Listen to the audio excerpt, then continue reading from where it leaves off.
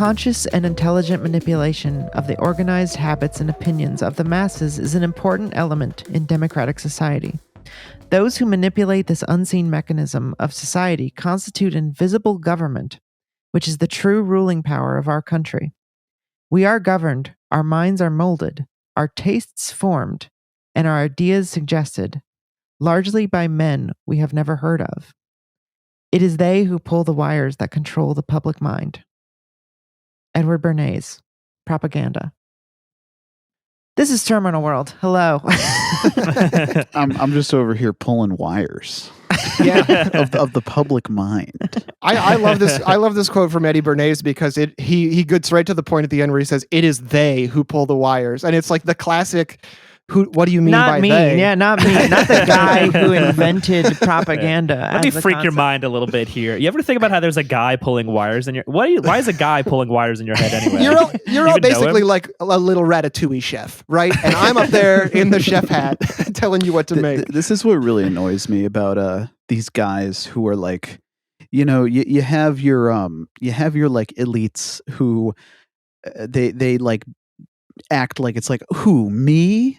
Me? Who's pulling the strings? Me? But then you have like your Bernays guys who are like getting off on this like power trip that they have. They're like, not only are they like actually propagandizing and like they are pulling the strings in a way, but they're also like getting off on the idea of themselves pulling the strings. That disgusts me more than the actual act of pulling the strings. Right. And speaking of disgusting, today we're going to be talking about aesthetics as politics, or the aestheticization of politics, and how it started and where it comes from and why it seems like there isn't anything but that nowadays. Is sort of what we're kind of getting into today. So I wanted to start with Edward Bernays. And I know that Chris and Todd may know who this person is, but I want to kind of introduce these concepts as though maybe you don't. So listener or viewer, we're trying to help you if you've never heard of some of these people. So we of course know this stuff, but just for the benefit of the listener. For the benefit of the listener. We all know everything. I think if I tried really hard, I can pretend that I don't know exactly who he is. So I'm gonna go to that my mind palace. He invented the sauce, right? Bernays. Yeah, that's right. Sauce Yeah. guy. Yeah, I'm just feeling like Homer Simpson thinking about a steak sauce right now. Very few people know that Bernays also invented au jus. So Edward Bernays was born in 1891.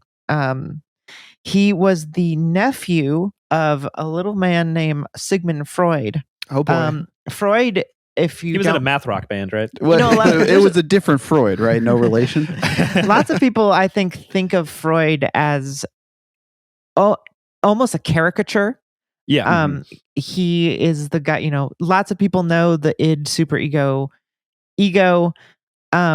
or just cigar is just a cigar. There's like memes around Freud. Or they know I think Oedipus complex plus cocaine. That might be their full understanding of Freud. Sure. I think what's important to know about Freud is that he was sort of a singular thinker, a world-changing thinker in terms of like Marx. Like this, like his concept of how the mind works is so world-changing. It's hard to even quantify. So this guy was his nephew, and he was using, I think, that fact and his uncle's ideas to create a new system of explanation of how to use something called soft power. He is referred to in his obituary as the father of public relations. And he basically is credited with inventing propaganda. The book he wrote was called Propaganda. And I guess what I wanted to talk about is how this concept of propaganda is sort of new. I mean, I think we all think of it as something just in the world, but before the turn of the century, there wasn't really a lot of it. It sort of existed, right? Like pamphlets, people in power have always sort of disseminated information, like muckraking journalism, like using newspapers, like very early on, like that existed. Yeah, But it nobody had existed. really like put a label on it and like defined the concepts and sort of now 100 years or more later, right? Like we're seeing it having been hyper optimized, whereas like this was sort of baby steps. Right. Well, Mhm. well, like you said, like muckraking journalism, like didn't exist before printing. So it seems obvious to say, but like before you could disseminate a reproducible object to a lot of people, it was sort of difficult to do propaganda because you couldn't like if you go on the Wikipedia, there's like they sort of call like things that the Romans did where they would like say lies basically like blaming each other for being worse than each other, and that's like lying is not really the same as propaganda. It's not really the same um as what goes on after the technological expansions in the 1800s and 1900s. Getting propagandized to didn't constitute like a lifestyle choice either. Like if you're a 17th century French peasant, you might be like, oh, yes, I love La France. I love being Catholic. Yes, and I love the war against the Muslims and the Eastern powers is good. Yeah. But if you ask that guy like, what do you think about the king? He'd be like, the king is a piece of shit. I spit on the king. I hate him. And now it's like if you are in that like ideology tunnel, you instead of being the guy who's like, oh yes, fuck the king, fuck the wealthy barons and stuff, you're now like dick riding them like an Elon fanboy because it comes with all these like industrial products and these like technological kind of signifiers like, I love this SpaceX, huh? We are going to Mars, huh? Well, okay, so Bernays starts realizing that there is a sense of creating a narrative through visuals, through sloganeering, that changes people's minds, changes something within their like subconscious that allows them to be controlled to a certain extent. And so he establishes the first propaganda studio, basically, which he realizes after the Nazis is kind of a bad word. You can't say propaganda. Yeah. So he changes it to public relations. Yeah. But they're the same thing. Well, and in some ways, his cleverness in doing that really does reveal that in many respects, he was the best student of Freud, because you have all these fucking crackpots who came right after him, like Carl Jung, Adler, and even Lacan, to a certain extent, is kind of on shaky ground sometimes. But Bernays was like maybe the most practical and effective student of psychoanalysis. He just also was like pretty evil. Like he just didn't fucking care. He was like, oh, this is a bourgeois science we can use to control the working people. Let's get to it. It's also worth noting, like, propaganda back then was so quaint. Like Yeah. what methods did they have to disseminate information? Newspaper and radio? Yeah, like Basically, even yeah. even And the big most like posters. yeah, the posters, like the most like badass propaganda from before the Industrial Revolution is like anarchists with like a picture of a flaming skull holding a sword, and they're like, "This is you if you just stand up to the government." It's like that was the top tier. That was Holy A++. shit. They would especially during it started in World War I, but it ramped up in World War II, and you have examples of this from basically all the various factions. Like the Japanese made leaflets, the Germans made leaflets, the Americans, the Brits, they all made the Soviets, they all made leaflets, and they would drop leaflets en masse, or they would like sneak leaflets in behind enemy lines and distribute them to civilians, Right. And in their enemies' countries, and like some of them are like kind of cool. And think about what you're saying, though. Like, you had to have an infrastructure of like building planes, mass printing these objects with someone who made this art that's like heavily discussed. Like, this is a social technology that starts to arise out of the early 1900s. Yeah, I was gonna say Right. earlier, it's like I think very pertinent, like the time period that he's born like not that long after the Industrial Revolution has happened, and then especially like you were saying post-war, it's like this revolution in terms of like productive forces, where it's like first, like people are being marshaled into cities and into these kind of jobs that they didn't have before. Whereas like when they're peasants, you're not really like connected to this like mesh of like avenues for propaganda and just to like a general, like the fact it's like he invented public relations because it also was like the origin of the public as like a concept, like this mass of people that could be disseminated information in like almost like they're in a factory. It's like cities are basically factories for humanity that everybody lives in, that information can be disseminated in like a factory type way. Right, but that's also a social technology, right? Like this is a production of thoughts and ideas and ideologies now. And it's finally, like, during this era, it's becoming decoupled from, like, propaganda before was just like for a nation or a religion usually, and that was like pretty much the extent of it, I guess, unless you had some little regional conflicts. But like with Bernays, with the post-war era, with the industrial boom, you have like everything becomes a brand, right? Like you start to feel the same way about Coca-Cola that you do about being a citizen of the United States. And that's like a big leap.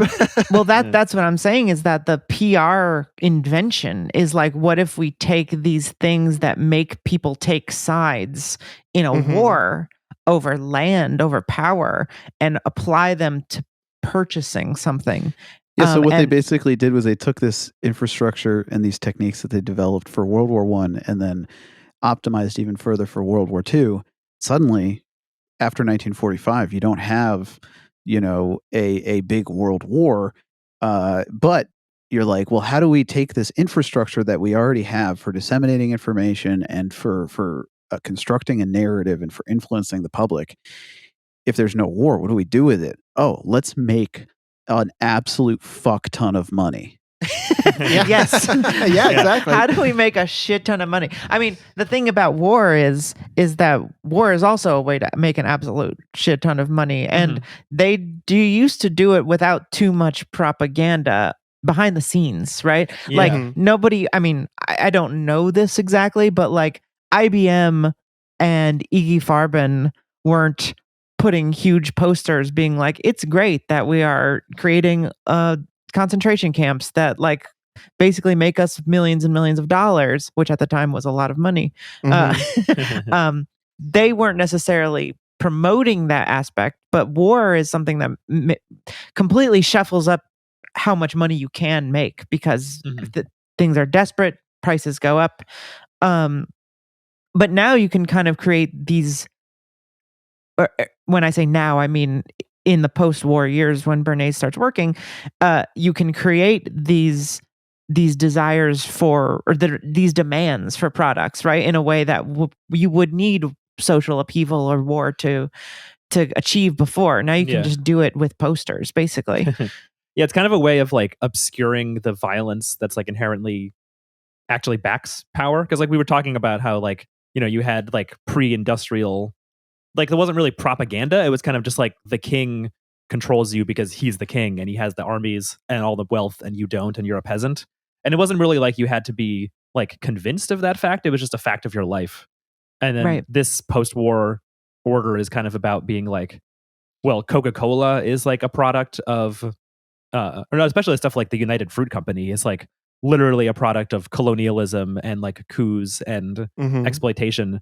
But then it's like, rather than being like, you are part of a citizenry that's like colonizing and exploiting people because it's your right, it's kind of just like, you're just like this floating person with no connection to anything other than like this ad that says why bananas are cool. So it kind of like hides all the violence that is inherent in it. Well, after 1945, you see the masses transform. You're no longer like a citizen, you're a consumer. Yeah. Right. Well, because that's also what differentiates you from citizens of the Soviet Union, for instance. And once we were done fighting World War II, America finally had some time to kind of sit back and think about how we wanted things to go. And all the big companies were like, well, the difference between socialism in the Soviet Union and what we have in the United States and the rest of the West is these big fucking companies like fucking Coca-Cola and IBM and everybody else. So it's not just that they need to induce demand for specific products and services. It's also that they were kind of just inducing demand for capitalism in general. They were like, aren't you excited? You have so many more choices in the grocery store. There's 9 kinds of cornflakes, my guy. Right. It's actually really difficult to separate this from the fact that we're fighting the Cold War immediately. Mhm. And we will definitely get into this in another episode about how the World War II ends and how the Nazis sort of didn't lose, but that's for a different episode. But it is important to recognize that a lot of this propaganda and PR is about not just supporting the actual interests of America, but selling the interests of America to the citizens that live there. But Right. speaking of the United Fruit Company, I actually read a crazy article by Robert Skvarla. Oh, yeah. Who is a good Twitter follow, about Edward Bernays' role in the Guatemalan coup that the CIA did. And this article talks about how Bernays, one thing that he really enjoyed doing was creating fake, like basically he invented astroturfing as well, where he created grassroots movements that were basically fake. And it talks about here, he says, one of the examples of an intended Bernays pitch highlights the absurdity of the Tobacco Society for Voice culture. Doctors say cigarettes reduce number of mouth bacteria. So you could just like lie. You just realize if you lie and pretend that like there's an amount of people who think something, then other people will want to think it. So in 1950, the United Fruit Company was like, Guatemala is having a revolution where they were trying to nationalize their fruit production. In the war period, in 1943, Bernays had established this thing called the Middle American Information Bureau, and it talked about how what just the general Middle America wanted for Central America, right? Like, and so when the CIA and the United Fruit Company, who were sort of the same people, if you don't know, John Foster Dulles, Allen Dulles' brother, who was the director, one of the first directors of the CIA, was the lawyer for the United Fruit Company and had a lot of investment in the United Fruit Company. And so when there was a Guatemalan revolution, they had Edward Bernays publish a pamphlet called "Every American Has a Personal Stake in Our Relations with Middle America," which was what they were calling Central America at the time. That's funny. Okay, that's weird because I was definitely thinking about like corn farmers in Indiana. Midwest Middle America. Yeah, it was like, it's Middle America as opposed to Central America? Yeah, it actually says the phrase Middle America as an attempt by the two at rebranding Central America came from the Middle American Research Institute. It's cool to see their failures, right? Because nobody calls Central America Middle America. Right. We call like Middle America Middle They America. were trying to make it happen. Right. Yeah. But this was one that they failed on. Yeah, it's interesting though, because I feel like this is the same place that we get like the quote unquote Middle East from, even though it's not, it's Western Asia and it's not in the middle of fucking anywhere. But it's like the same kind of like branding brain that makes everybody freak out over the Gulf of America shit going on with Trump right now. Yeah. Yeah. So in Guatemala, Arbenz was the new revolutionary president who was saying he was promising agrarian reforms that would return land from American businesses to the Guatemalan people. And Bernays decided that he had to brand Arbenz a communist. And the whole concept of the Cold War of being like, if we don't like you, you're a communist, is an exercise in branding, right? It's an exercise in getting people to put you in a category of enemy, of bad, and then you are like depersonalized, and so you can have anything done to you. Right. Yeah, it's kind of like, and you see it a lot these days too, where people self-select into these kinds of groups. They get online and it's like their first day doing politics, and they're like, "I'm an anarcho-capitalist," and then they go like on the Wikipedia page and they're like, "Okay, so communists are my enemies and liberals are my enemies," and everybody, and it's like, buddy, you're doing homework to figure out what the fuck you believe right now, and not even like, you're more like copying notes. Well, but not yeah. only that, I mean, we're already extrapolating, right? Like at this point, now everyone has a printing press. Everyone has billboard control of their own individual self. So they are creating a brand for themselves. And a part of that has developed is defining what you're not. And especially now, I feel like defining your enemies as the inverse of you is almost more important than aligning yourself with someone. Well, that's like textbook. That's the textbook definition of being reactionary. Oh yeah, definitely. Well, and it's interesting too, because like you can see even in these early days, the whole thrust of this branding exercise was to get people to consider that like brands are a part of my life, and therefore I am reflected in these brand identities. And so if I'm anti-communist, then I must support the US, doing whatever the fuck it wants in Guatemala. Or if I'm a Coca-Cola drinker, then I need to get in a really loud verbal argument with my coworker who prefers Pepsi. And it's like, it's the same weird little part of your brain fucking having an aneurysm every time you engage in one of those things. I guess you would just call it being reactionary. But I think it's also a really ancient sort of inclination of like finding out who is threatening you and who is supporting you, who's your family, who's in your direct community and who isn't. I mean, this is Freudian as well, but it goes into like in groups and out groups is like something we just like have as like a part of our programming, I guess. I hesitate to say something so gauche as comparing our brains that way, but you know what I'm saying? Like it's like human nature, but actually not fake human nature. Well, it's like a 17th century Belgian farmer being like, "No, I'm a proud Huguenot. Do not confuse me with the tepid and boring Walloons." They can be in the stocks for all I care. That's right. That concept, I think, comes from a huge upheaval, and we talked about this at the beginning a little bit, in technology. Yeah. And for this, me and John, it sounds like both read Walter Benjamin's The Work of Art in the Age of Mechanical Reproduction for this episode, which I read in college. And I will say that it's very interesting how I had read this book and I read it again. And when I read it, it felt like this very dense, difficult philosophical work. And when I read it this time, it felt like a Substack post, which it is. Did you read it at the same time that like online was choked with Studio Ghibli AI edits?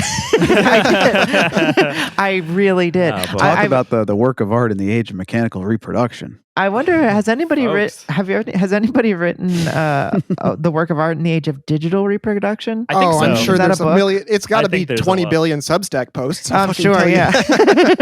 And I do think there is. I think you can make that argument, but it's basically the argument that Benjamin is already making. Yeah. It's just again and another level of it. But importantly, I think it's a bit difficult to understand if you don't have a lot of context, and if you have a lot of context now, it's a little bit easier to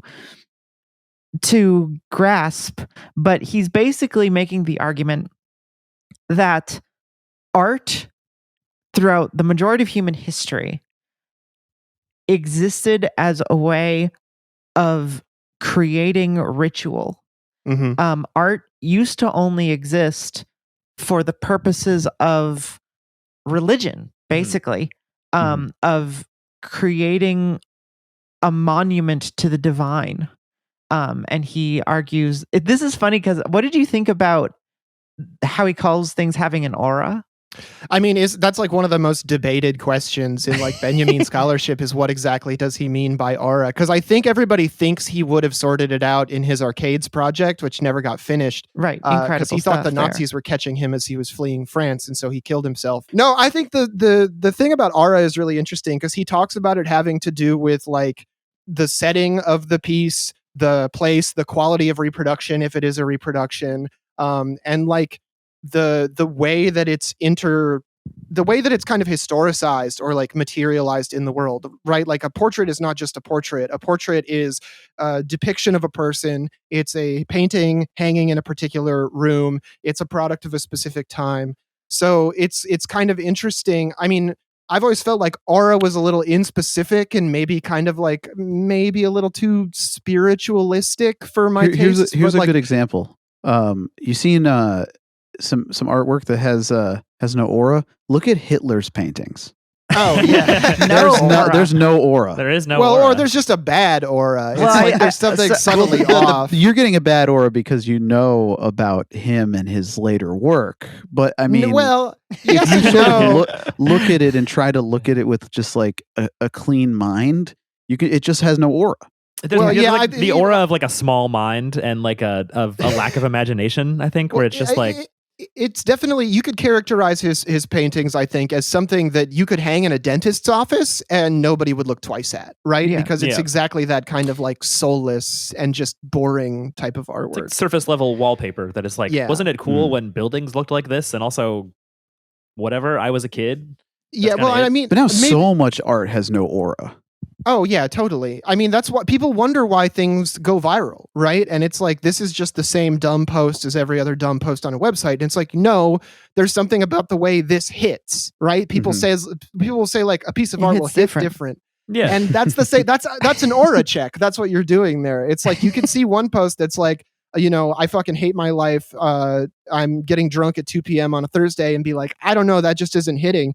And then another post with the exact same content, but with a different style of delivery, all of a sudden it has fucking aura. Maybe it's because it was posted on a Friday. Maybe it's because they changed the phrasing, or maybe it's just like their profile pic works better with the thing they posted. Like, it could be anything, you know? Sometimes they just post a picture and it's like some Slim Jims and a tall boy, and it's like, oh, you're actually just getting like depression fucked up. Yeah, this is not a bit. And like intensity can be a form of aura too. Like you see the memes about like person who said the joke first versus person who said the joke louder. Like sometimes saying it louder makes it funnier, or saying it better. Like you can literally increase the aura of a post, like just pure text, just by wording it differently. I do this all the time. I think that Benjamin would argue that no posts have auras, because I think what he's and this is, I think you're right, John, that it is sort of a spiritual argument to make. But I'm very inclined. So if a listener, you can make your own decision about this. But like, Benjamin is trying to talk about when you walk into a cathedral and you see a sculpture that was made 1,000 years ago. Like, there is an aura to that sculpture because you can kind of sense, or there's some part of you that experiences its creation, that experiences the history and the things it's been through and what it represents as an object itself. If you have ever been to a museum, okay, here's a good example, a personal example. I have a tattoo. The very first tattoo I ever got is a hypercube from a Dali painting. Okay. And it's a painting where he drew a hypercube unfolded and Christ is like crucified on it and he's like floating above the world or whatever. Sick painting. And he painted that and I got a tattoo of it. I really liked that picture. Fast forward like 15 years, I'm in New York. I'm at the Met for the very first time. I turn a corner and it's there, like the actual painting.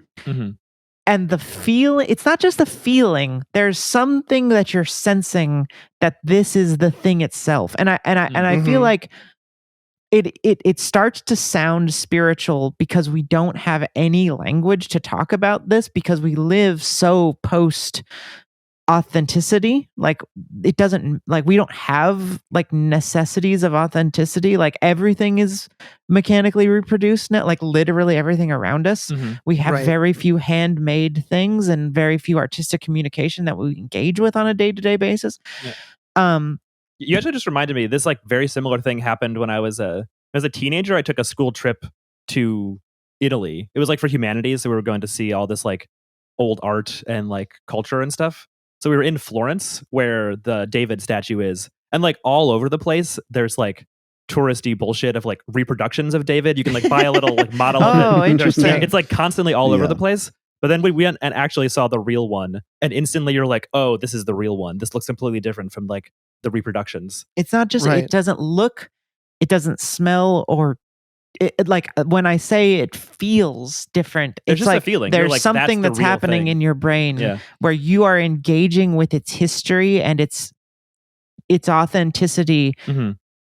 in some way. And I feel like if you haven't been to another country, if you're an American, you probably don't even know how this feels, because it's like the first time I went to Germany and I saw a building that was like hundreds of years old, it felt different than Right. like even seeing the Statue of Liberty for the first time or Well, whatever. what's interesting though is like if you're at the place where like the original portrait or sculpture or whatever is, and like all of these like stalls and stands and markets are like trying to sell you shitty little reproductions of it, you feel like your bullshit detector goes off, right? Because I'm glad you said authenticity, because that's like another word for aura, basically, is that there's something has an authentic like place in the world where it doesn't just exist because we like it. It exists because that's where the conditions for it to exist came from. But like you're like, no, I don't want the tchotchke. I'm going to see the real thing. I don't want the miniature version. I don't want the print. And then you go see the real thing and you're like, wow, you're standing in its aura, and you're like, I want to remember this moment. So what do you fucking do? You take a photo of it. Yeah. And there's like this compulsion to repeat the act of reproduction. I remember my similar art gallery story. I was at the Art Institute of Chicago. And there's all these Georgia O'Keeffe works and everything everywhere. And I thought they were really amazing. But we get to one room and American Gothic is like on the wall, like the original fucking one, the farmer and his wife or whatever. And two things happened that broke my brain, which was that first I heard a guy behind me say, "Oh my God, it's American Horror Story." Was difficult for me to deal with in the moment, but I got over it. And then I was a little dismayed because the reason I couldn't get a better view of the painting is because there was literally like dozens of people with their phones out, like taking a million fucking photos of this famous painting. And I'm not going to bullshit. I took a photo of it too, but like I experienced the dialectic of being on both sides of that. Like, oh my God, can you just put your fucking phones away so I can get at it for 1 second? And then immediately pulling my fucking phone out and taking the photo. I think if you're seeing a piece of art or something that's so purely obviously an expression of the divine, and somebody is in your way and they have their phone out and they're blocking your view with their phone, you should be legally allowed to kill them.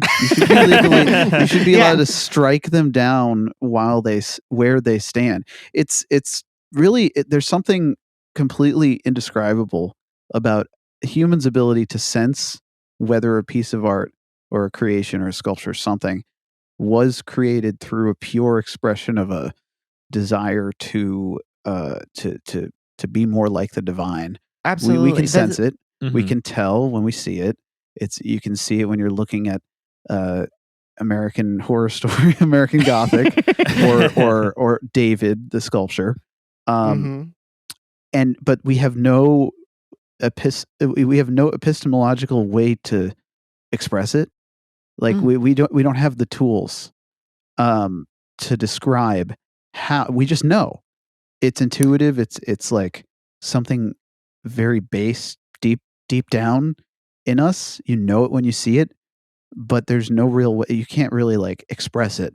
There's something beautiful in that. Like we can't comprehend the feeling that like that, and that's why aura has sort of remained unexplained for and so I feel long. I feel like it's there's something about having grown up in the Reddit atheist time where like talking about this kind of thing, and it makes me, because of my brain, it makes me be like, who benefits from this? But like it makes it feel like even John, you said like it feels spiritual, but it's like we're talking about an experience we've all had that is a real thing that happens in humans, a sense that we all have. And, Benjamin was talking about it 100 years ago, but we don't even as people who want to be thoughtful and talk about things, like we don't really have a good way of describing it apart from a spirituality. And maybe that's what spirituality is. Yeah, because I feel like it's been so like captured in some way by like mainstream or like more structured religions that it's hard to talk about like the basic version of it.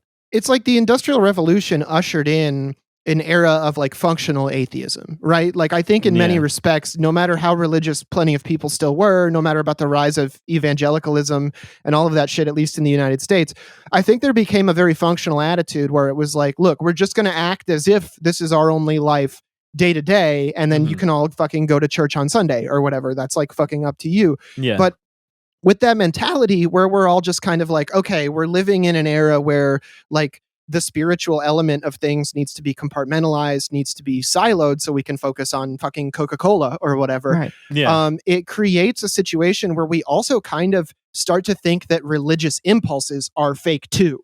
And that's not true. Like even if even if you don't believe in a religion, you have to believe that religiosity exists. Like it's a fundamental facet of human behavior as far as we can tell. Right. And I think that's what people forget is like you can have a mystifying experience that is just like beyond you and not have the words for it.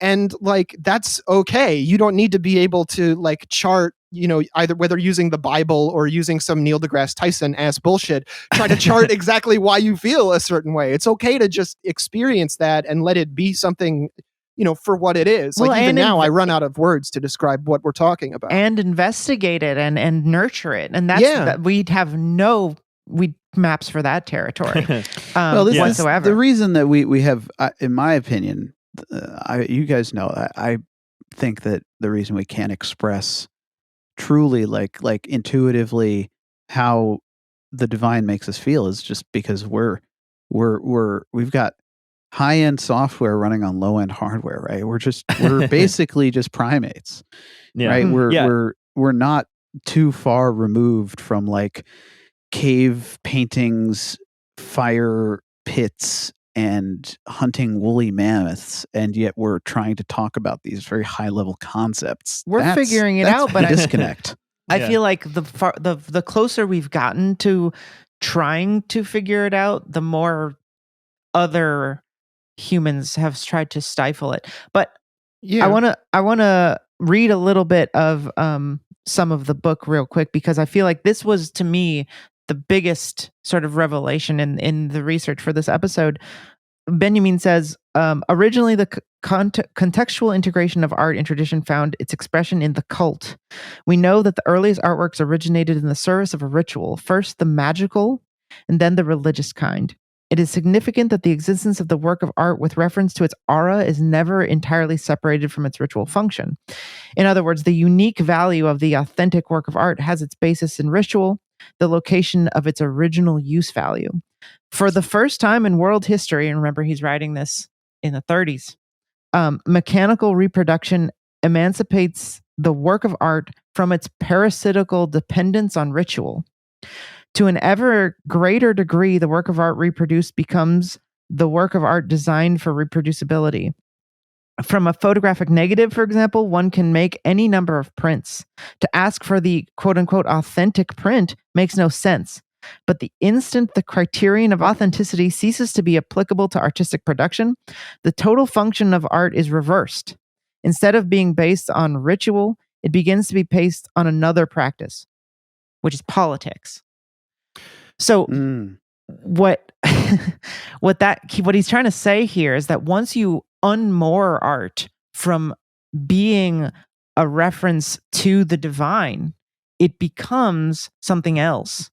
And he gets into it later, but I think basically what he's trying to say is that once you make art about your own self, an identifier, which sort of happens if you've read A Way of Seeing by John Berger, sort of happens through a process, right?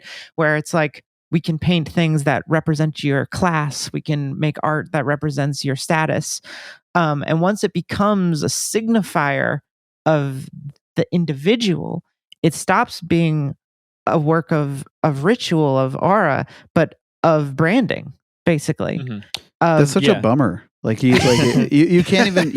And, yes. And since you can't put that genie back in the bottle, because once you like reproduction becomes widespread, it's like you can never make or disseminate or enjoy a creation, a piece of art, just for its pure expression of the divine anymore, because the act of trying to do that is in itself an aestheticized, politicized act. Right. Yeah, I mean, like the idea to me, it's like it really clicks once you have, like, I think it's like to Bryn's point about why, like, if you read this in your 20s or teens, then it's like trying to understand like what does politics mean in like a real like material mechanical sense is like harder to grasp. But if you have like more of a concept of like the material underpinnings of capitalism, of empire, of all this stuff, and you're like realizing that it's like going from ritual to that system is now like what creates art, basically. And it's like it's still created by humans. I mean, I guess we're entering an era where now it's being created by computers. It's created by AI Hayao Miyazaki. Yeah, but it doesn't matter if it's like if it's reproducible. It's like it's made by a human, but then it's like enmeshed in this system of control and money and like global exploitation. And the further in that it's enmeshed, like the less it can be connected to ritual.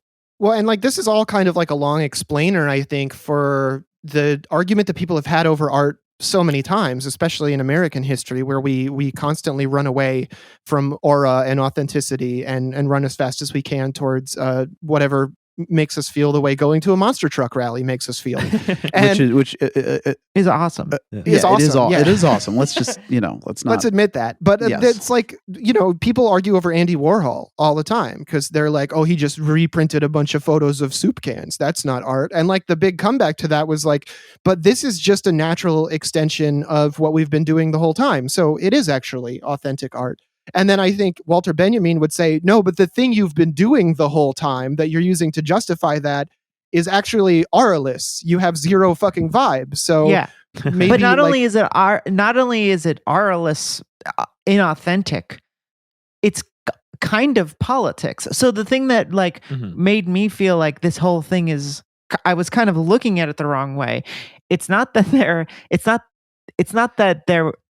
is an aestheticization of politics, is that like politics kind of became aesthetics. And deciding who you are in opposition to is a process of deciding who you are as an aesthetic experience, right? And I feel like throughout, to me, the history of the past 100 years, or the arc of the past 100 years, has been convincing people that their experience in real life is not the same as their politics. Right. Yeah. Where you have like down, and it's something that I feel like I remember being really confused by and sort of like constantly Charlie Brown football tricked in, where it's like when you're a kid, you're like, this they could never subsume this. This aesthetic could never become normie and mainstream. What are you going to do? Subsume me? Quote from Element of Culture, just subsumed. Yeah, exactly. Like you're like, well, they could never subsume grunge. They could never subsume punk. This whole thing is based on, hating the establishment. Yeah. The establishment could never hate the establishment.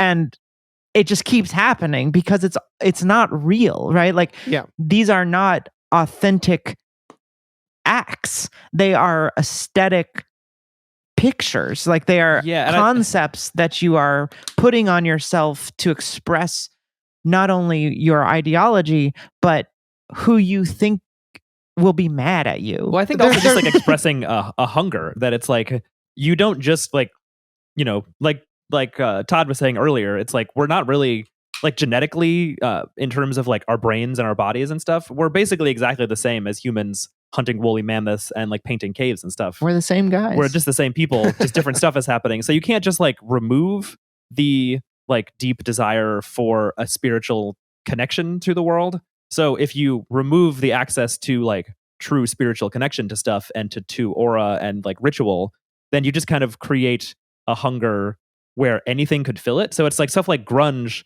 A lot of people probably did engage with it in a way of like, this is truly spiritual, or this is truly like, they probably didn't even have words for it in that way, but it's like they went to shows, they listened to the music, they felt some kind of connection. Kurt Cobain had aura. Let's be real. 100%. Yeah. That's the thing. Well, It's like what better way to fill that indescribable, unfillable hole than with cigarettes and canned fruit? It's perfect. And the great American automobile. Well, that's exactly it. It's not just that politics have become aesthetics, but because our benchmark for aesthetics is products, it's that politics has become a series of products that you buy into, right? The same way that like social subgenres, whatever, like, oh, you're a punk, oh, you're a raver, oh, you're whatever, you're anti-establishment in whatever way. That's actually just a product of capitalism that's been sold back to you, and that how do we say that you've gotten into something? We say you've bought into it. We even use a fucking financial turn of phrase to describe it. Mm-hmm. Yeah. We say you burger into it. Yeah. That's right. I'm actually going McDouble mode on how do this game. How do you describe an event that has no meaning? A nothing burger. How do you describe nothingness to an American? Imagine a burger. Really, imagine a product that we all fucking consume, right? Or that we're all at least very, very aware of. Like, I think the burger thing isn't just a joke. It really gets to the heart of the issue. It's like, I'm a Democrat is a lot like saying, I think I'll opt for the McChicken today. Yeah. Right, but it goes deeper than that. And so kind of the thesis I'm trying to get at here is like, it's not just who do you vote for, but it's what kind of jeans do you buy? What kind of guns do you buy? What kind of t-shirts do you wear? And I mean, it's a Jeep thing. You wouldn't understand. It's a Jeep thing. It's a it's a what kind of trucks are you driving? Yeah, I mean, and we see like more and more like crass versions of that, where like Republicans are like, we have to make anti-woke beer because Bud Light is too woke for us because they did one ad with a trans person or whatever. Just like grasping at like recreating something that like reifies your ideology and identity. I mean, I recall this happening, but this has been started. You said that like Kurt Cobain had aura, and I think that is to a certain extent true, but I think that Kurt Cobain, was still very diminished in like he himself as a guy. Oh yeah, did, but you're listening to a CD that is like, it's, I guess what I'm saying is like we're experiencing aura through multiple glass darklies. You know what I mean? Where it's like you're watching, like we're so craving something authentic that even if you have to look at it through a black mirror, like MTV and Clear Channel presents Authenticity TM. Everyone's so like, yes, fuck yes. Yeah, because like we're so starved for fucking authenticity that we buy the Kurt Cobain tchotchke. We're like, I have this. It's him. And it's not. That's what we really only know how to engage with something we like and think is like Todd was saying, like achieving. It was created with the influence of the divine by taking a picture of it, by making it a part of ourselves, by buying the button, by wearing the t-shirt. And so all of this is to say, like, I feel like we talked about this, but like Guy Debord, I'm not sure if he said Guy or not. I think it's Guy Debord, but I'm not sure. Guy Debord. That's how you say it if you're French, but you can just say Guy. Yeah. But he said he wrote a book in the 60s called The Society of the Spectacle. And this is all kind of what he was trying to get at. I feel like he was having trouble because it was a new kaiju that was coming out of American culture and was sort of only starting to describe its shape. But I think that's why people had trouble figuring out what the spectacle was, because they were like, okay, you're talking about movies. You're talking about, TV and stuff, right? And, Yeah, I mean, he it's was like, well, no. It's like trying to describe the ocean to a fish, and they're like, oh, you mean like this really deep part of the ocean? And it's like, no, the whole thing. You live in an ocean. It's like you live in a spectacle. Right. Yeah, because the spectacle isn't just a movie. It's the fucking Coke can. It's the fucking little badge on the side of your car that says that it's a Chrysler. It's I guess it's the tag on your jeans, I would say at this point in 2025, I mean, even when I read this in the early aughts or late aughts, you're so in it. Like there isn't anything outside of it. Mhm. And every time you think that there's something outside of it, it turns out that it wasn't. For example, my experience of going to Occupy Wall Street was a thing of like, this is an organic grassroots resistance to something that is happening. This is actually politics. And looking back on it, it's like, I don't know if it was at all. Like, I don't know what part of it would not be an aesthetic exercise. Like it was a social movement created by a magazine that seemed its entire purpose was to have itself photographed. The magazine or the movement? But The it movement. definitely felt good at the Sure. time. I It imagine. felt that's what it felt great. Yeah. It must feel so good for the Wall Street. Yeah. Well, yeah, I mean, getting occupied. taking drugs feels good too, but it's not doing something about anything. Right. Yeah. It's just, So I think when we say the spectacle, what we're talking about is like it's a complete capture of politics as a concept. And I wrote here, it says, when people talk about there not being quote unquote political movements, they mean political movement outside of the spectacle. Mhm. And people know this and they can recognize that it all boils down to media consumption. But they can't actually visualize what working outside of the spectacle would even be. Yeah, well, and that's exactly how you get all of these people where it's like they were the leader of a protest movement or like a sit-in or a march or something, and then like 2 years later, they mysteriously have a show that's like on some distant tendril of MSNBC or something, and all of the radicality of what they're saying has gone out because it's like people try to move forward with things that they think are authentic or may even be authentic in the first place, but they just get ground down because there's no resources in American culture, especially not if you're trying to have a career, that will replenish your authenticity along the way. They're like, no, the deal is you give that up and we give you money. Right. So in the same way that no active creation of art can be an expression of the divine anymore, in the same way, no act of politics can truly be an expression of politics. It's just an expression of aesthetics. Yeah, well, I mean, Yeah, like, look at John think so. Fetterman, right? Like, he's the most aestheticized politician in the country because he refuses to conform to the aesthetic standards of being a congressman or being a senator or being the lieutenant governor or whatever the fuck he is. But everybody like hailed him for years. They were like, oh man, he's like Bernie part 2, man. He's so good. He's going to be even more radical. He's basically a full on socialist. But it turns out that all of that was just like play acting. He was just like the fucking like guy who hangs out at the mall version of all of the politicians that we already have. Well, I think January 6th too. Oh, sure. January 6th is a protest that happened from online. Possibly even organized by the state itself. I mean, literally, there were off-duty cops and like other agents of the state there. FBI right? It's so Yeah. depressing because like we got like Storming of the Bastille Part 2, but it was just entirely fake. Yeah. And it's like first is tragedy, then is farce, like hardly describes it. Like you have to go through like 3 more iterations of that to where it's like it's farce times 3. First is tragedy, then is farce, then is cringe. Yeah. Well, and then like as 3 farcical more cringe. as yet undiscovered worse things, right? Like it just keeps getting like you think there's no aura left to draw out of it. And then they figure out a way to make an even more sanitized hospital grade reproduction of the thing because we don't have any fucking ideas anymore, right? Like everything what's is cringer than cringe. Yeah. ice cringe.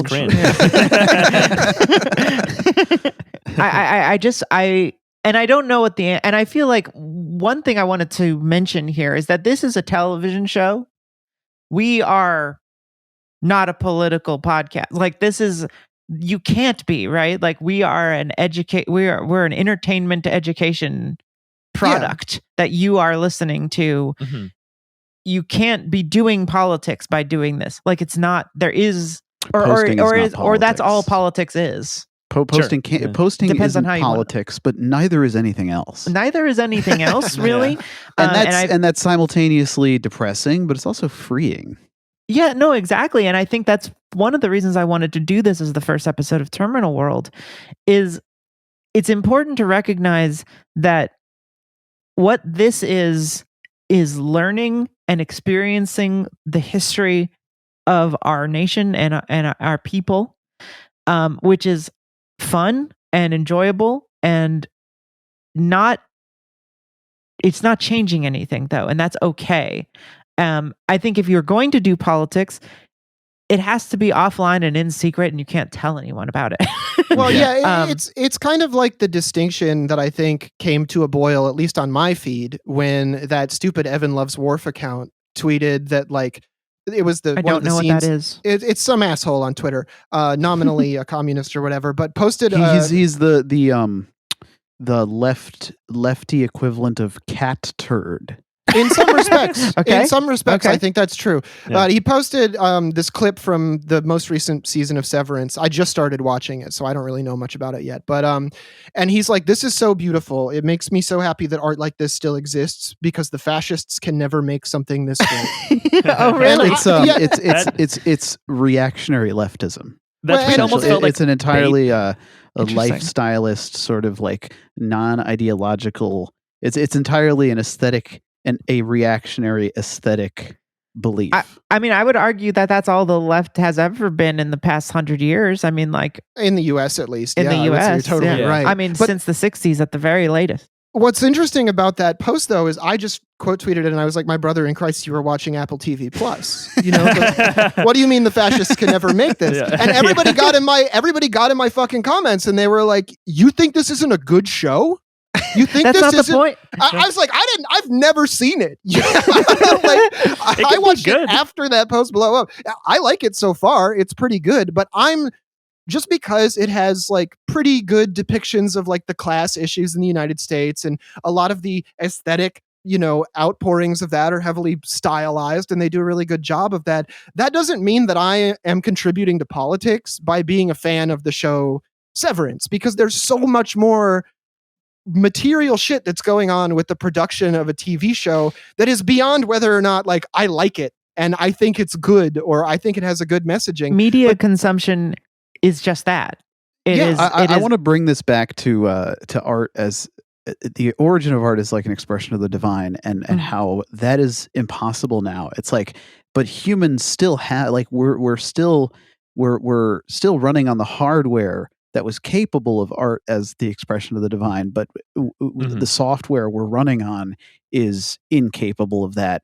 And so, and also we're constantly searching for it. And it's like, I'm sorry, you are not going to find an expression of the divine in an Apple TV streaming slop show. It's No. impossible. Even if it's good, even if it's a thing that you like I love television. I'm notoriously on record as saying television is better than movies, which I know everybody disagrees with. Hard to disagree, but yeah. Yeah. I want to hear your point. I want to hear your point, though. That's how I feel, but I recognize that literally every TV show I've ever seen counts as slop. And people are like, "Oh, you're just saying that now in the streaming era." And it's like, no, man, like popular entertainment under capitalism is invariably slop, because the slop machine is the Hollywood system, is the way that Congress gets in and decides, which fucking movie sets they're going to give military funding and assistance to. There's so many other factors at play, but people get so wrapped up in this idea that like, I like thing good, therefore I'm doing good politics. And like, even if you just gently suggest that that's not the case, people will come for your throat and be like, "You think television isn't an art form?" Well, I it think goes back it's- to a phrase that I really like. That it's incredibly. I'm paraphrasing, but it's like, it is impossible to get a man to understand a thing if his paycheck depends on him not understanding the thing. It's Yeah. impossible to get somebody to understand that thing isn't good if their identity is wrapped up in believing thing is good.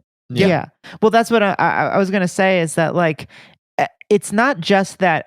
I think I have a slightly different view of whether humans are able to create some like art with an aura. It's just that like as soon as it's created, it is subsumed. Yeah. So Yeah. like if you go see an artist play the piano and you're just standing there and watching this person perform beautifully, like there's no difference in the performance and the viewing than it would have been 200 years ago. Like, Sure. but the thing is as soon as it reaches your eyeballs and everyone around you has their phones out, Yeah. then it's over. And I think there's still something very precious about live music, about hand paintings. It's just we see them so infrequently, and then what you actually see is the digital remnants of the reproduction. So I think this that is a pipe. This is a pipe that I'm giving. Yeah, you. this And one is there- actually there's authenticity in the spontaneity, right? I think Yeah. like to keep bringing it back, like I don't want to bum everybody out with this idea that art can no longer be an expression of the divine, but long time ago, art was an expression of the divine just in the act of the creating of the art, right? And then sometime in the 20th century, the act of exploring the medium became a way for artists to express the divine because Mhm.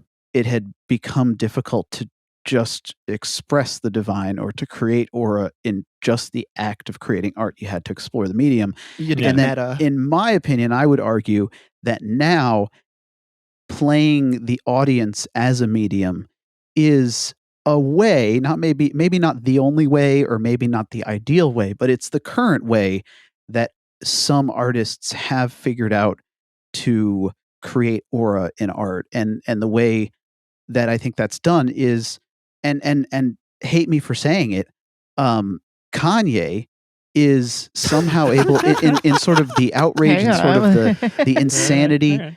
for good or for better or for worse, right? He's somehow managed to use this sort of like aestheticized version of Nazism to create maybe not a good aura, but an aura nonetheless.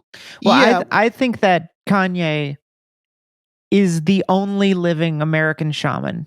I don't know if I've said this before, but I fully believe this. Like in the traditional like actual use of shaman, where it was like the person in the community who like takes on the like pure situation of the commune, like, and all of its emotions and all of its he's Mhm. like constantly only reflecting like the purest image of what is actually happening in the country. Yeah. Mhm.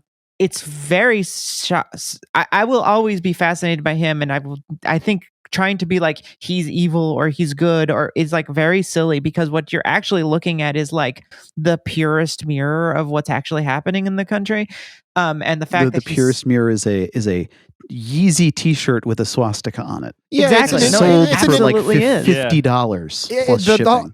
the true conduit and heart of America at its core is an incredibly confused racist who is deeply addicted to pornography, and that's just how it is.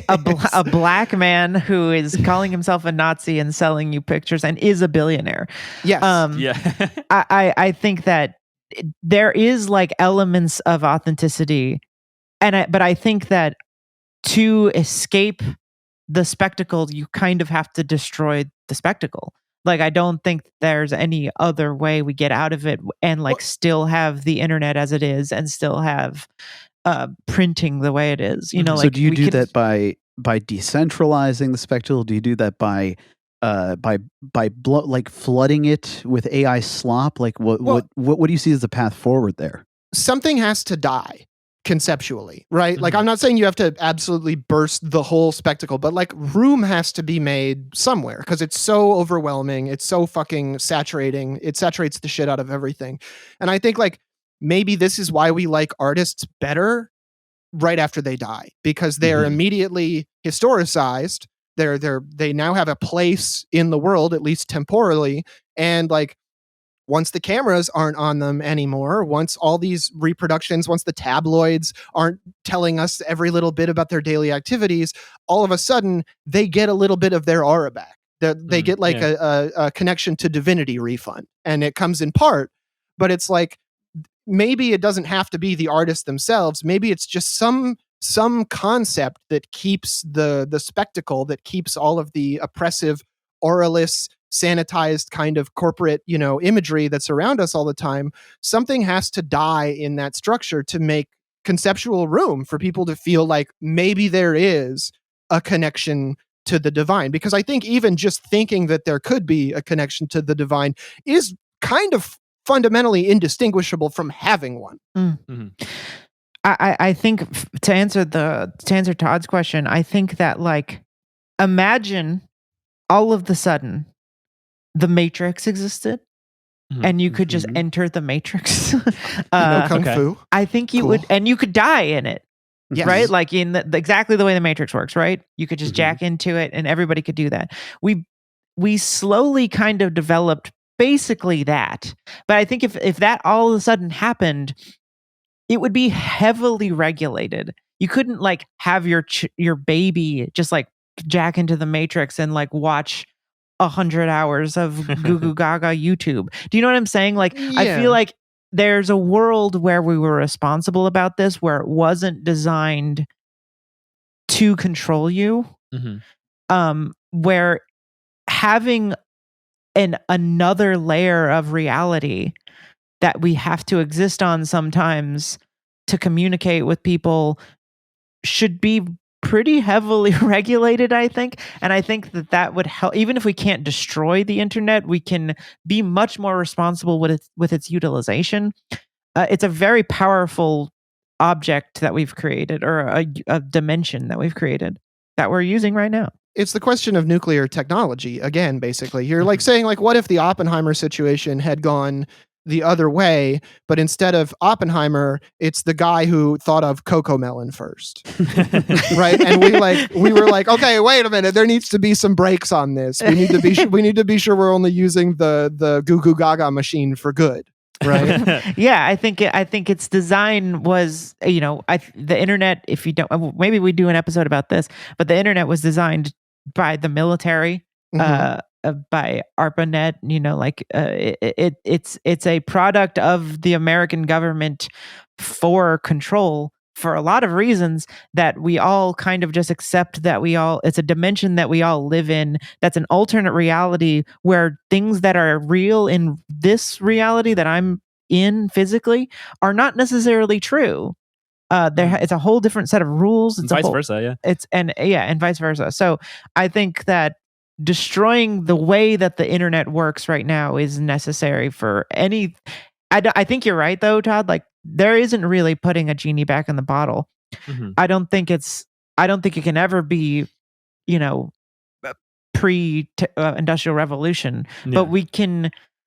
I think that I do believe as a person, as a human, that humanity has the power to figure out how to commune with what divinity we have within ourselves and in each other.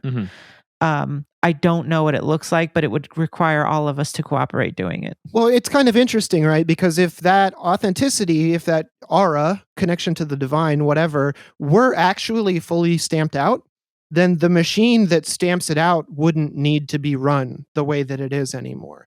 So it's almost like you have kind of an extinction burst kind of phenomenon going on, where the more that aura is mechanically or informationally, whatever, repressed, the more that we feel hungry for it. And that has perverse outlets. Like, that's exactly the reason why Donald Trump is so popular, is because he's good at convincing people that like him that he's authentic, right? He is authentically something, right? It's just not the exact thing that he presents himself as. So he can work that dichotomy of aura to his benefit. But for so many other people, like that's why the Democrats keep falling flat on their face, right? Because they don't ever actually say anything and mean it. Everything is a lie, or it's contingent, or it's, well, I'll see what I can do for you, but no promises. Washington is hard. And it's like that kind of shit just like doesn't feel right to us anymore. And we're all fucking desperate for something to make some kind of fucking sense in the world. And it's like, you're either one of the very few who like actually does the homework necessary to like kind of figure this shit out, or because there's no fucking good resources for it, you just like become some guy who thinks that like, Ford guys are better than Chevy guys. And this is all I'm going to fucking talk about until I'm retirement age. And then I'm going to add fishing to the list. Yeah, there's like a quote that I keep thinking about in this whole conversation. I was recently rewatching, I don't know if you guys have ever seen the Werner Herzog documentary, Cave of Forgotten Dreams. Oh, just clips. Yeah. It's a documentary where he gets pretty unprecedented access to the Chauvet Cave in France, which is like some of the oldest cave paintings, very well preserved from like 30,000 years ago. And one of the researchers who they were interviewing for it was talking about like this art as sort of like really early evidence of humanity, basically, of like our species and like how our brains and ideas work. And he was saying it's like, when humans evolved from other homos, other versions of humans. The name given to the species was Homo sapiens, which means sapien meaning like knowledge. It means like the human who knows. And he was like, I don't know if I think that's a very good term because there's so much stuff we don't know. And he was saying he thinks a better term for our species is Homo spiritualis, like the human who is spiritual, and was sort of like, saying that there's millions of years of like human existence, of like right before that you had Neanderthals, which are like very closely connected to us as a species, to the point where we could crossbreed. Like you have a lot of other human species, and it's like what seems to be unique about humans, because it's not like other apes don't have knowledge or the ability to like understand the world or use tools, but it almost seems like from this kind of evidence, like what is unique about humans is some kind of spirituality or a connection to the divine, or that maybe it's just like it's just enough knowledge to understand how much you don't know, more than it is the ability actually to like dream, the ability to have entropy within our thoughts. Because what is dreaming if not a reordering of what we've experienced throughout our waking life, through a lens of entropy?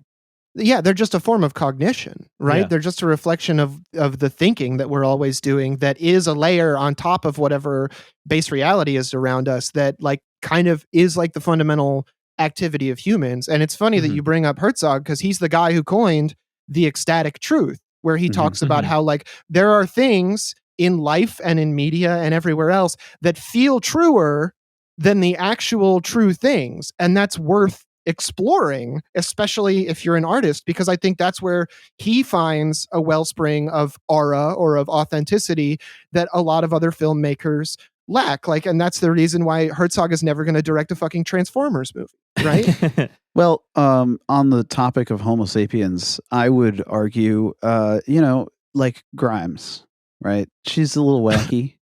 Yes. But she's got aura, like her early music is certainly an expression of something. I think you can see. I think you can see people trying to escape this all the time. Yeah, but Grimes likes to say, "Oh, humans are evolving into the next something after Homo sapiens," and she calls it Homo techno, which is a funny phrase. But you could say like all of her like weird Rocco basilisk whatever nonsense is like, okay, she's shooting in the dark, but she really cooked with Homo techno. Techno. I fuck with Homo techno. She's pursuing a form of this like ecstatic truth, right? Where it's like the real facts of what's probably going to happen to people are so fucking boring. But if you can get yourself to believe that there's actually something magical going on, no matter how disastrous that belief might be, it's going to make you feel a lot better, and it's going to make you be a lot more motivated to chase after whatever it is you're doing. And that's like exactly the same thing that you see with like these effective altruism freaks around like Sam Bankman-Fried, or the prosperity or what are they calling themselves? Not the abundance Abundance? Dems. Yeah, the abundance Dems. That's ecstatic truth. What if we have too much? Yeah, they've come up with a way to make the most boring and most like easily avoidable type of ideology in the United States, bog standard liberalism. They're trying to come up with sales pitches for it because they recognize, I think, on a certain fairly pragmatic degree, that that's ultimately more important than policy, as long as you actually don't fucking care about policy in the first place. As long as all of these things are just ends to get people on your team. And it's like that type of ecstatic truth seeking, I think if you don't have any, I guess what I would call like authentic authenticity, you'll take the fake authenticity. You'll gladly lap it up because it's like, you know, if you were somewhere and there was absolutely no fucking sugar to be had, you would eventually really start to like the taste of sweet and low. And I think it's hard to not engage with this personal branding exercise because it's all you really have to like find community. And I think if anything that we have is communing in divinity. It's becoming close with one another on a real level and in real life, not in the alternate reality of the internet. And, you know, that's how we have to find our people and people who we agree with instead of just recognizing that everyone you ever meet has something so deeply in common with you that you have to give them the benefit of the doubt. We all need to understand that we're all just the same fucking monkey. And we can all just work together to make everything good for each other. To me, that's much more important than whether you're a real punk or a lib or a conservative or whatever. Well, yeah, I mean, it bleeds into something else that I've thought about a lot, which is that when people do try to distinguish themselves, they try to have some aura, they try to be authentic, they always end up doing the same thing that's opposite of the cultural hegemony at play as everyone else that's trying to do that is doing. There's no... Yeah. And I don't know if this has always happened or if this is a product of the Industrial Revolution or mass marketing or what, but there's this thing in baby naming conventions called lockstep individualism, where parents try to change. They're like, well, my kid's not going to be a John or a James. My kid is going to be a Kyler. And then all of a sudden in the 90s, there's like hundreds of thousands of fucking Kylers being born. And then in the 2000s or the 2010s, it was like Ashley or Ashlyn with all the like weird spellings and extra GHs and stuff in the names.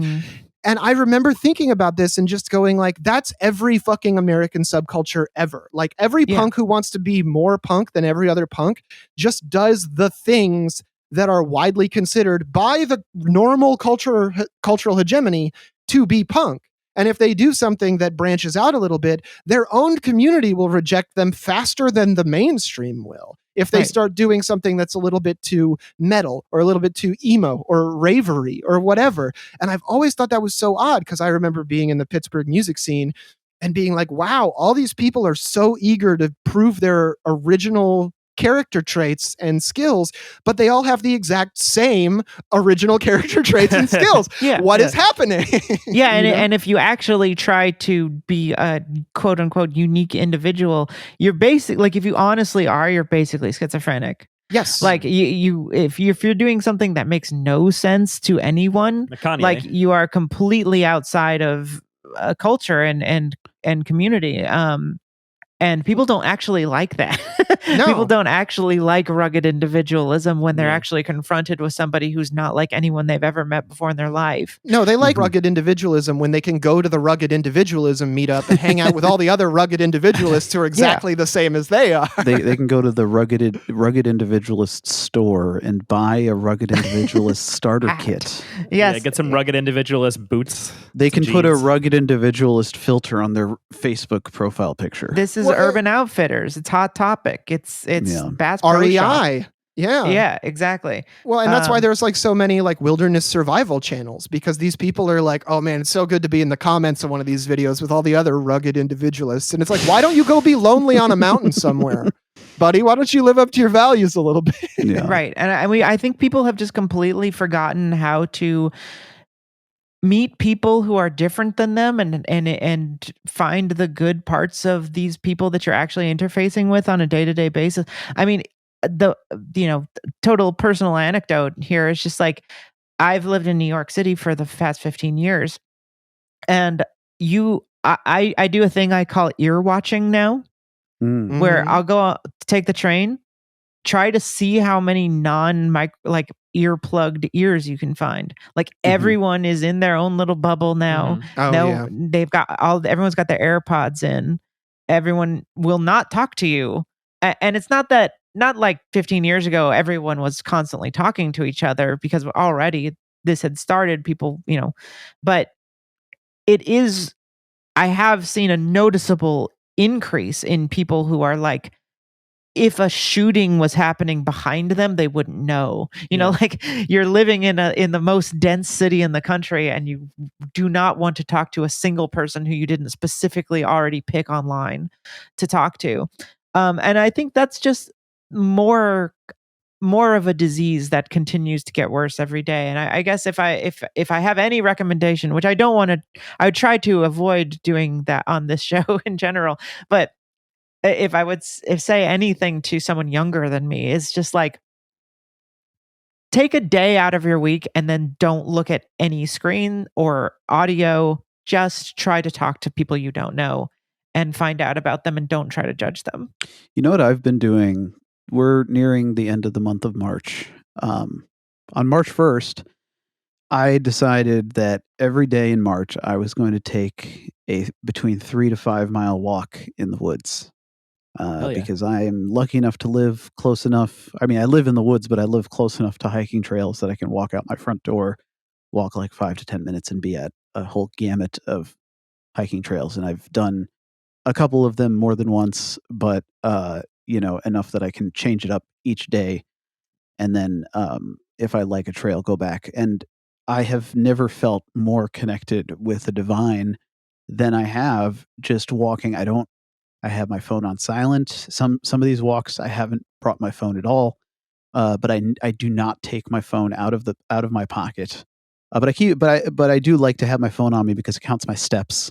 Like I get my steps, and that's nice. You gotta generate numbers. You gotta generate. So you gotta hit 10,000 steps. But it's been I have felt so good this month.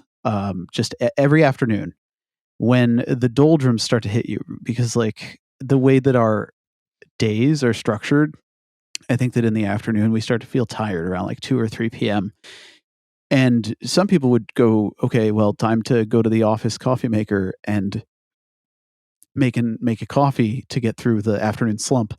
No, go take a walk in the woods for 45 minutes to an hour. Yeah. It's amazing. It's nice. It's wonderful. Or spend that time trying to create something. That's the other thing I think people forget, is that like you don't just have to be a consumer. Like in your own fucking home, not trying to make $1 off anything, not trying to work on your personal brand, you can just get out pencil and paper and start fucking doodling. And I guarantee you it'll be a more spiritually fulfilling activity than the funniest fucking post you'll see on Twitter all fucking day. Like it hands down, it will destroy it in terms of being good for your mental health, for your well-being, for your fucking sense of identity outside of where you work and what you buy and who you vote for, you know? I feel like I've noticed this in young people. We're all around 30 something. Mm-hmm. But I've noticed in young people like a real inclination to not post their art online. Especially in New York. I've seen people who are just like, I put up posters and that's it. And they don't want to be in this alternate reality, or they understand like innately that it is not real. And I think we're seeing people who are having grown up probably with YouTube, that it is a different world that doesn't actually give you anything good. And I think so. My recommendation is just try to commune with other people in any way that, just go outside and talk to people who you don't know, not just because they look like you or whatever. Just know that if you're trying to do politics, it can't be a branding exercise. And the most political thing you can do is just talking to people and finding your own spirituality in other people. Try to find within a mundane moment in your life a moment of pure religious fervor. Look at something as simple as a blade of grass or the movement of the trees or the color of the sky or something around you that isn't made by man, and find within it and do not do this. Do not try to use, don't like take acid and then look at the trees. You don't need acid. Yeah. Don't Right. further alienate yourself from things. Empty your mind enough, and it takes work, and you have to work at this, and you have to practice at it. But eventually you will get to a point where you can look at the most mundane, the rustling of a leaf, the bounding of a squirrel or a rabbit through the woods, and you can find within that tiny moment a spiritual religious fervor that everything in our modern lives is designed to prevent you from feeling that feeling. And if you can feel that feeling maybe 1 second to 3 seconds out of each day, you can start to undo some of the damage that life in the modern world has done to your primate brain. Well, and also, just to be clear, it's fine if you like TV shows. It's fine if you post on the internet. It's okay to enjoy things that are products of our current civilization. Like, the only it's not that there's some alternative to being a little slop goblin where you're like an ascetic monk who does. There's not a dichotomy between slop goblin and the perfect ascended, totally ascetic monk who just like cooks the same rice bowl every day and doesn't fucking like enjoy any of the fruits of anything.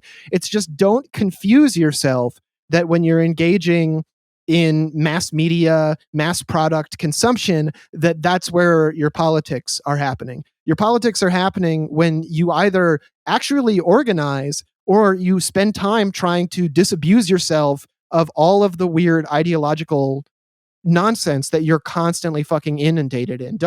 It's fine to like Severance. It's just, Severance existing does not mean that you're winning. That's such an important point. Yeah, talk to your fellow shoppers.